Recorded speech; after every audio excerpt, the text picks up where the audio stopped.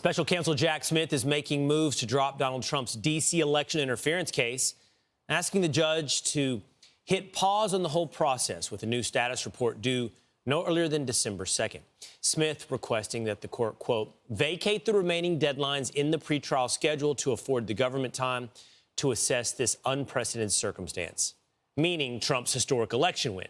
Paul Mauro, attorney, retired NYPD inspector and Fox News contributor, joins us now. Paul, so outside of Georgia and whatever's happening at state-level cases, this is the end, right? This is the end of most of the federal investigations. This is the end of Jack Smith. Yeah, I mean, as lawyers, we tend not to speak so unequivocally, but yes, let's speak unequivocally. Realistically, on 2 December, he's going to give an update, which almost certainly is going to be a dismissal of the cases, because there's no point in letting it linger. First of all, he's asking for all of the deadlines to be dismissed, which means that the case essentially goes into a frozen state. He himself is leaving DOJ, and the boss that appointed him, Merrick Garland, is also a lame duck as of 20 January. Whatever transpires, Donald Trump will, of course, pardon himself were the cases to survive. And I think that indignity is something that they want to avoid. So I would expect the whole thing to go away before Donald Trump is inaugurated. There's been some conversation, Paul, about forcing Jack Smith to preserve all of the records of his investigation so that others can look in and see, hey, what was motivating the DOJ, what was motivating the Jack Smith. But in the past, that hasn't been the case in terms of records being kept, right? This is sort of, if you want any accountability on whether or not this was a political prosecution, we need to make sure documents are preserved with Jack Smith. That's right. And you can make a motion to do that. Donald Trump's lawyers can do that. And if, in fact, the records disappear and at some point some sort of legal process is brought against Jack Smith or others involved in this, the concept is called spoliation.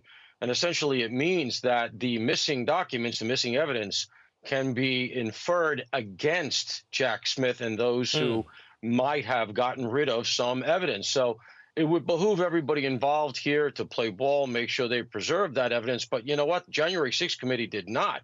When some of that evidence was asked to be looked at, all of a sudden it turns out that tapes and recordings were not preserved. And in fact, the chairman of that committee said we were under no obligation. Right. And that's not really accurate. And that would have been a point of contention and appeal, in my opinion, if the case had gone forward. I want to ask you about Daniel Penny really quickly. The trial is ongoing here in New York. Daniel Penny, of course, took down Jordan Neely in the subway system. He's being prosecuted for manslaughter.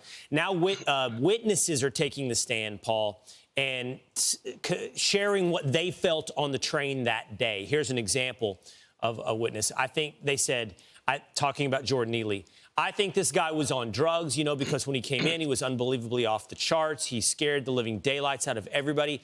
I came back to thank Mr. Penny for what he had done in that worst scenario. It seems like this testimony, I mean, not just is huge, Paul, I would think is sort of the make or break on what Penny chose to do that day on the subway.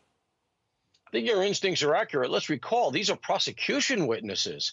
And the most salient statements that are emerging seem to favor Daniel Penny's version of events. Look, in a nutshell, this is a balancing test, okay? He's charged with 2 crimes that import either recklessness or negligence in how he acted.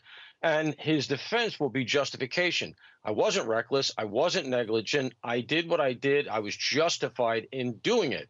To justify your actions, you have to demonstrate that your state of mind was not reckless, was not negligent, that you felt really threatened, and that was the level of that threat. Well, in lieu of taking the stand, the best evidence that he's going to be able to present is what the witnesses felt. Right. The other people in that car. And in fact, in a way, that's more compelling because they're not advocating for him. And he'd be advocating for himself, obviously. But witnesses are just trying to tell you what they saw. Right. And so the inference here is that if the witnesses were terrified, then so was Daniel Penny. It was a genuine threat. And in fact, his actions were justified. But the system failed because nobody believes that Jordan Neely should have died. All right, Paul Mauro, thanks so much for being with us this morning. I'm Steve Doocy. I'm Brian Kilmeade. And I'm Ainsley Earhart. And click here to subscribe to the Fox News YouTube page to catch our hottest interviews and most compelling analysis.